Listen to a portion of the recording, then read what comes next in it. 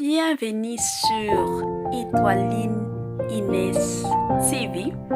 Si vous êtes encore nouveau ou nouvelle sur notre chaîne, n'hésitez pas de vous abonner massivement, aimer nos vidéos, commenter et partager. Chez Étoiline Inès TV, c'est la qualité, la différence et la vérité. Triste nouvelle, triste réalité, la famille kandenge bomoni ba photo ya kidnappeuse na biso Eliana ba photo na ye ezotambola tambola, donc ba masolo eza nango kili kandenge boyebi. Salut chers boutchous, salut chers abonnés, salut chers connaissances, salut surtout les amis de Étoiline Inès TV. J'espère que vous allez bien. Quant à moi, je suis bel et bien super bien par la grâce de Dieu. Chers boutchous, chers abonnés et chers connaissances, lelo vraiment na memeli bino kidnappeuse na biso na kombo ya Eliana. Bomoni déjà, donc makambo eza ya kobeba, makambo eza ya koinda, makambo eza ya somo bandeko. Tokolanda kaka ndenge ezalaka, tokolanda kaka ndenge makambo ezokende. Avant vraiment to banda na moi passage na biso, parcours na biso, analyse na biso pe information na biso ya lelo. En tout cas, na osenga na batu onyo surtout, si c'est la toute première fois ya kokota na chaîne na biso, chaîne moko kitoko, chaîne ya ba conseil, chaîne ya ba toli et pourquoi pas chaîne ya bana nzambe. Je vous prierai surtout de vous abonner massivement. Abonnez-vous, cliquez aussi sur la cloche de notification pour surtout recevoir les nouveautés de notre chaîne.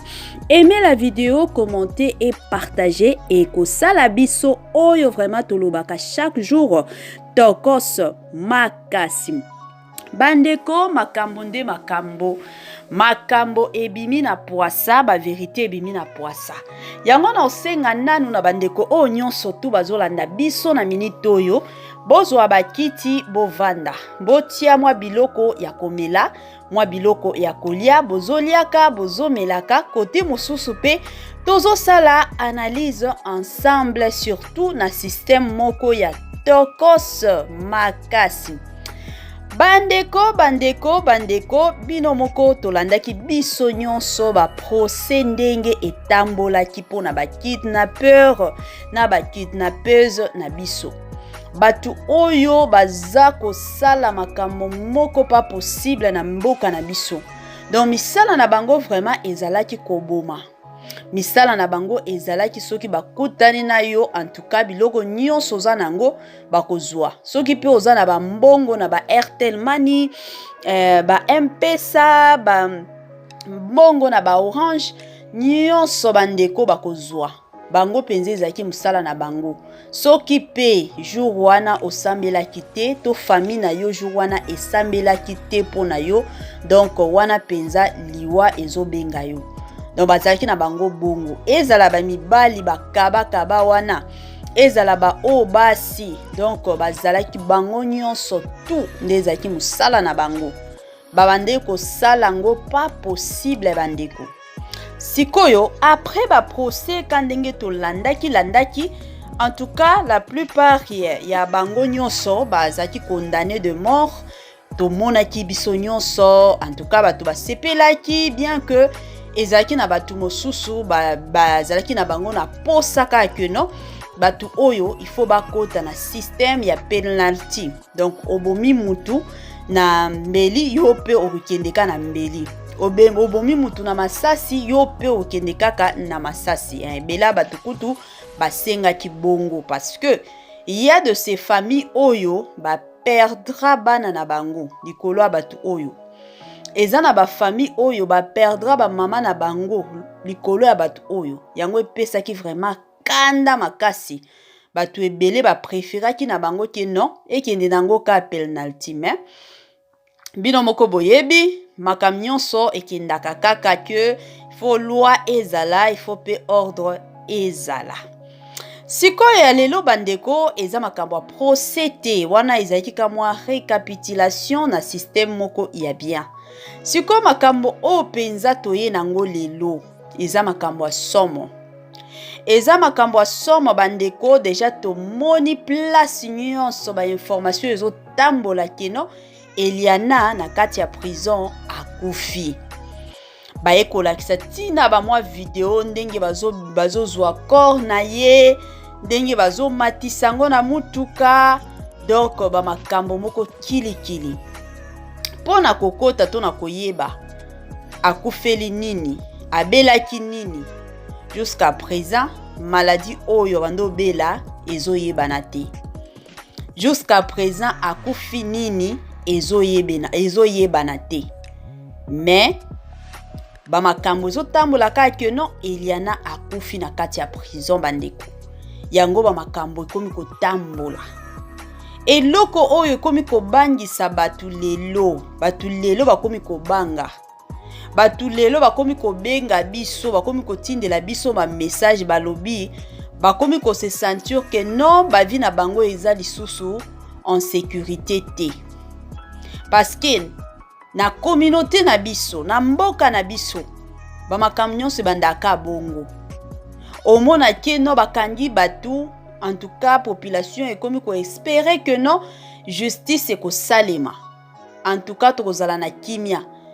Mais après quelque temps bomona ka ke no batu wana bakolobaki batu wana bakufi. Bakufi na bango tokundi bango boye boye. Et après 2 ans 3 ans bomona lisusu batu wana na circulation. Yango lelo population ekomi na kobanga. Ekomi vraiment na kobanga batu bakomi kolela tango batu bazo benga balobi te mama Étoiline salela biso émission parce que ba makambo yo tozomona ngo lisusu clair te. Mwana mwasi yo akokufa nini na prison.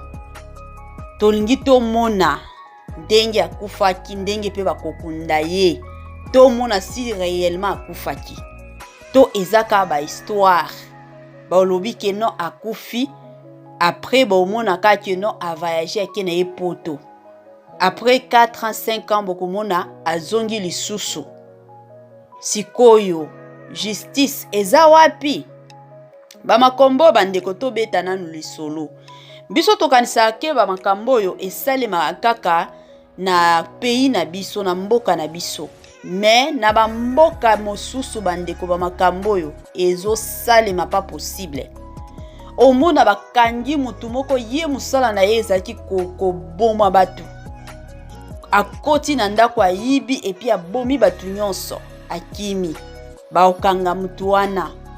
En tout cas bokanisi ke mutu oyo yeti akokufa ozalaka na prison. Bo vanda après quelque temps soki 2 ans, soki 3 ans bokomi komona mutu na circulation. Tango batuni mais mutu oyo balobaki akufaki. Mutu oyo balobaki ki azaki condamné. Mais pourquoi azongi lisusu na circulation? Donc aza mutu moko azalaki na bambongo na ye a futi bakimisie. Donc ebele ya ba pays mosusu ezo sala makambo bongo.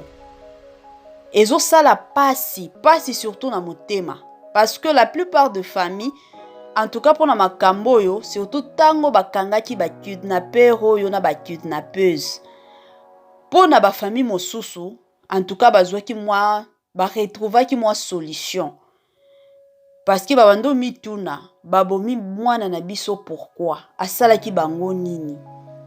Imaginez neti papa wana ayaki ko témoigner makambo mwana na ye o babomaki mwana muke mwana kendai ko sala examen na ye mwana ti akendaki kozonga zozonga te. Après quelques jours soki 2 jours nde baye kokuta corps ya mwana. Façon o papa bando loba. Ezaki histoire moko esalaki nga pasi bandeko na motema. Esalaki vraiment nga pasi o balobaka pasi. Mais imaginez papa wana komona que non batu o bakangi bango et surtout batu oyo bazaki condamné à mort. Donc tokozwa moi solution en tout cas comme bakangi bango moi justice et salami. Au moins ata moi famille soki bazaki na ba souci ebele bayebi ke no bato wana penza bako servir justice. Mais du coup boye ko comprendre que non, ba kidnappeur na ba kidnappeuse bakomi ko kufa na prison. Ba okufa boye après quelque temps, tout le monde a bango lisusu na circulation. Bako zonga lisusu. Toko mona sikoyo ta wana kozala nini? Eza bango to eza nini obandolika. Eza pasi makasi vraiment, eza pasi bandeko soki makambo yo kandenge batu bazopesa biso ba information soki réellement eza ya solo. En tout cas, justice kaka. Biso ya koloba neti ngai de ma part ou de mon côté, en tout cas na zangi na ngai ya koloba. Et ça la passe parce que bato ebele bazo tambola na kobanga. Bato ebele lelo ebele ya bato. Bakomi koboya kutu kozwa ta ba taxi. Omona mutu ako préféré na ye ata soki distance eza nango mulaye a préféré atambolaka. Pona nini mutuka nyonso mutu akozwa zo banga. Peut-être bako enlevenga. Peut-être ba osalanga mabe. Peut-être bako salanga soki ndenge nini. Bato lelo bakomi kobanga. Eza ya pasi. Mutu nyonso na pays na ye ezalaka bien, azo se sentir à l'aise. Azo se sentir penza à l'aise. Ayebi ke no coin o na kokota boy, coin o na kokote lango boy, coin o na kokote lango boy. Sikoyo lelo na pays na biso tokomi kobanga. Tokomi penza kobanga. O trust lisusu mutute. Donc o salela mutute confiance. Soki bozo tambola na nzela ozo tala kaka. Est-ce que mutu oyo pe aza parmi? Parce que toyebi ke bakangaki ba kidnappeur na ba kidnappeuse ebele. Bakangaki bango.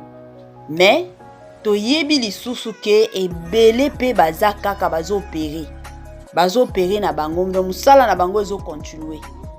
Sikoyo bandeko eza ya pasi. Batu bazo banga kaka. Batu bakomi kobanga. Soki makamboyo eza ya solo ke non Eliana akufi. En tout cas, tokolobaka ke non que son âme repose en paix. Soki pe makamboyo eza ka makambo moko eza fondé pona kolobaki bakimisa ye. En tout cas, ekozala pasi. Parce que to bakangaki selon badur ya Eliana, ya bando lobaka ke non aza innocente. Ayebi na ye lokote. Parce que azaki na influenceuse bino moko boyebi bo monaki ba photo to ba vidéo na ye. Cousin na ye moko kutu ajwaka bale soki wapi abimaki pona ko démentir que non ye ba makambo wana sala kango te batika kokosela cousine na ye ba makambo boye zaki mwa kili bata wana tellement que ebele ya batu bazalaki tellement concentré te. Bantu bazalaki vraiment concentré na ba procès o bandoleka. Donc cousin na ye pe alobaki na ye ebele akotaki alobaki ebele. Toyebi te na minute oyo soki liwa oyo eza makambo solo to soki liwa oyo eza kaka ba mwa signal moko boya kolobaki to lobakaki akufi akende na ye poto to eza ndenge ni toyebi te.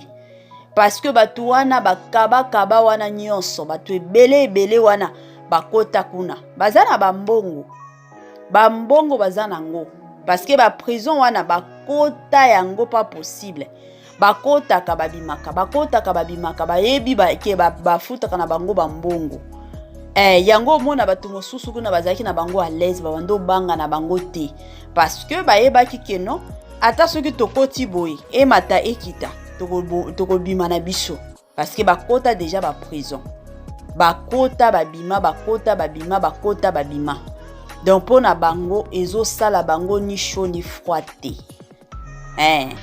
En tout cas to senga kana justice na biso. Justice surtout na biso e sala musala nango. Batu soki bazo sala mabe, soki mutu vraiment zo sala mabe a mérité punition. Ezate ke no batu babomi batu après quelque temps boya kotika bango bakima. Non, babomi batu ebele. Bayibi biloko batu pe ebele. Population ezo tambola na kolela. Population lelo ekomi ko tambola vraiment na kobanga.